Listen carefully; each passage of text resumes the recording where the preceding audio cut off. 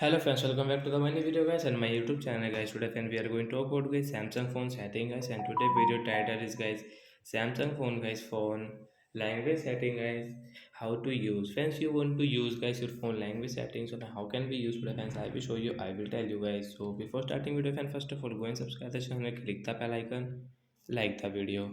So friends, open your phone setting guys. So guys, we will on guys our Samsung phone's phone setting. After on phone setting guys, we will click on guys phone